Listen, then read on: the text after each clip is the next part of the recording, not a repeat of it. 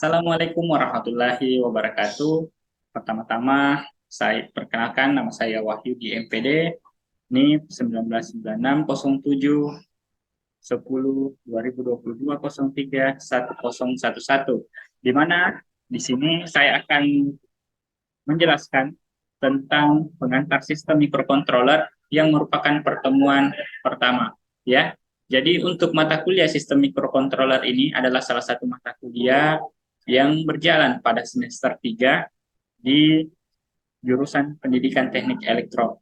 Jadi untuk mata kuliah sistem microcontroller ini akan kita bahas nanti. Jadi nanti akan saya jelaskan kira-kira apa-apa saja yang akan kita pelajari di mata kuliah sistem microcontroller ini, ya. Jadi sebelum itu saya lanjut dulu. Jadi untuk mata kuliah ini, yang pertama untuk tujuan pembelajaran, di mana nantinya kita akan membahas tentang pengertian data digital. Yang kedua adalah data digital sebagai input dan output pada microcontroller.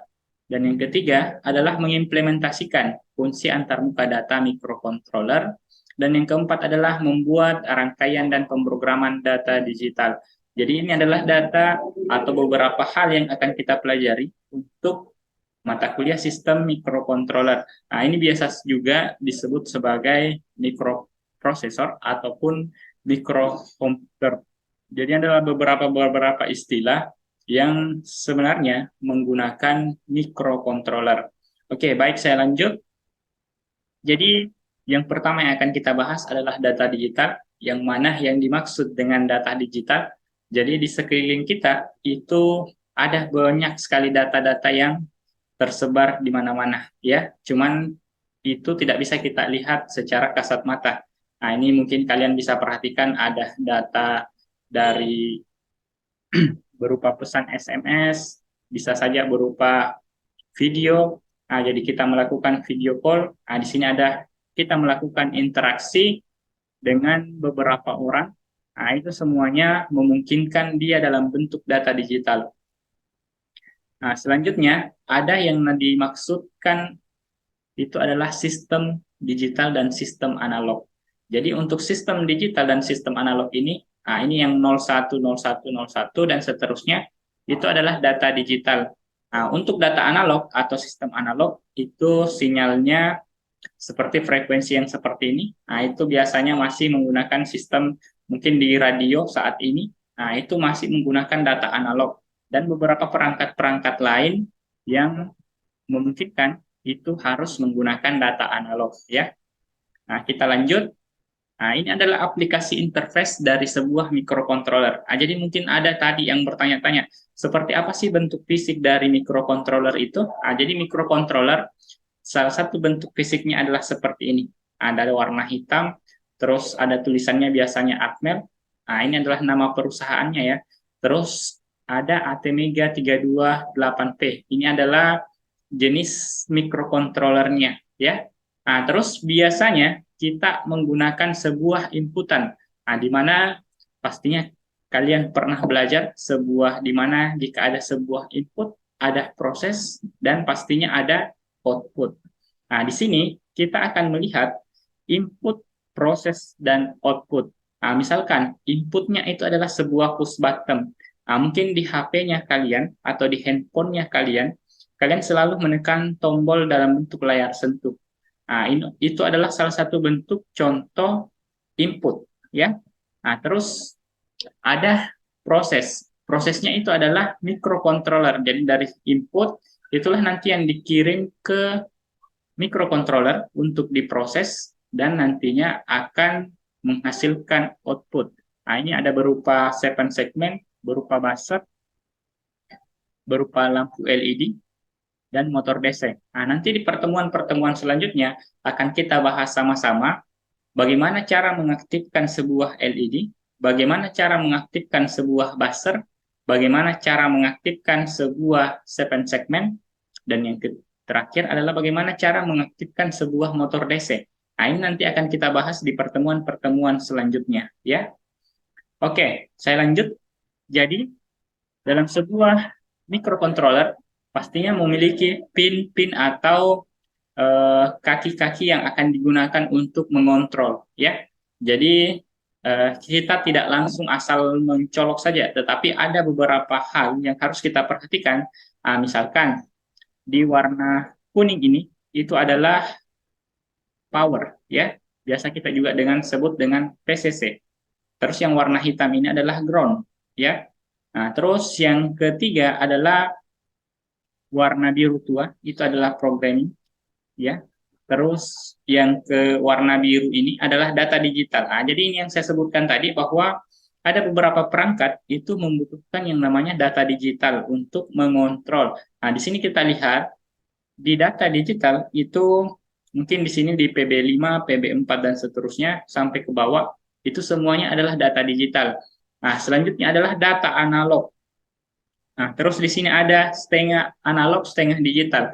Jadi untuk data ini bisa kita gunakan untuk data analog, bisa juga kita gunakan untuk data digital.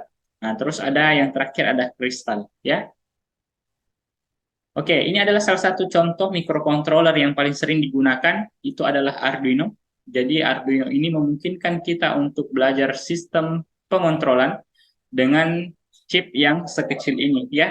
Nah, di mana dia di dalamnya sudah memiliki data digital, data analog, power, serial, SPI, I2C, PWM, dan interrupt, ya. Nah, jadi ini adalah salah satu modul yang paling banyak digunakan sebenarnya dalam pemrograman microcontroller. Nah, jadi hampir mata kuliah yang menyentuh yang namanya microcontroller itu biasanya menggunakan Arduino. Entahkah itu menggunakan jenis Arduino Uno, Arduino Nano, dan jenis-jenis Arduino lainnya, ya. Nah, terus yang kedelapan, ini adalah salah satu contoh bentuk pengaplikasian kontrol output LED menggunakan simulator, ya. Jadi nanti kita akan banyak juga membahas tentang simulator, tetapi simulator yang akan kita gunakan itu adalah menggunakan walkthrough simulation, ya. Jadi nanti di sini kita akan belajar bagaimana cara menggunakan pengontrolan sebelum kita menerapkannya secara langsung. Nah, kita menggunakan dulu simulator supaya memudahkan kita dalam proses pembelajaran, ya. Oke, ini adalah contoh pemrogramannya. Biasanya kita include-kan terlebih dahulu. Mega 16 ini adalah jenis microcontroller yang kita gunakan. Nah, biasanya ada tertulis Mega 32, Mega 328. Nah, ini kebetulan untuk contohnya itu menggunakan Mega 16. Nah, terus kita main ini adalah perintah utama. Terus kita gunakan port berapa. Nah, terus kita gunakan DDR berapa. Nah, di DDR ini kita menentukan apakah dia berfungsi sebagai input ataukah dia sebagai output, ya. Oke, selanjutnya untuk aplikasi pengontrolan LED menggunakan Arduino. Nah, ini yang saya katakan tadi bahwa untuk pengontrolan Arduino ini banyak menggunakan untuk pengontrolan microcontroller banyak menggunakan Arduino. Nah, ini cukup mudah, tidak terlalu ribet dibandingkan yang tadi karena sudah ada pin-pin yang akan kita gunakan. Cukup kita hubungkan dengan interface, entahkah itu berupa LED. Kebetulan ini adalah contohnya adalah LED. Nanti di pertemuan selanjutnya akan saya bahas apa sih yang dimaksud dengan LED, ya, untuk lebih jelasnya. Oke, ini adalah contoh pemrogramannya, di mana untuk bahasa pemrograman ini menggunakan C++, yang di mana pemrogramannya itu sudah sebenarnya hampir menyerupai bahasa manusia. Nah, di mana ada pemrograman utama, code setup, terus ada pin mode. Nah, jadi kita sisa menentukan pin berapa yang akan kita gunakan. Misalkan 3 ini adalah sebuah output, nah, karena kebetulan dia menggunakan sebuah LED, jadi pastinya di situ menggunakan output. Nah, terus yang ke-9, pin 9 itu juga adalah output. Nah, terus kita berikan loop atau perintah yang secara berulang, di mana kita memberikan perintah pada pin yang ketiga, itu adalah hide, artinya LED-nya menyala, dan yang ke-9, LED-nya mati. Nah, ini kita lihat di simulasi yang sebelumnya, pin yang ketiga itu LED-nya berwarna kuning. Nah, ini yang pin di 9 itu LED-nya masih hitam atau mati, ya. Nah, jadi seperti itu contoh penerapannya yang paling sederhana. Oke, satu pesan dari saya, Jangan kecilkan Tuhanmu dengan targetmu yang kecil. Jadi saya harap dengan pesan-pesan ini, saya berharap untuk Anda semua bisa lebih semangat lagi dalam mengikuti perkuliahan-perkuliahan atau materi-materi yang selanjutnya akan saya bahas. Baik, cukup sekian untuk pertemuan kita pada hari ini.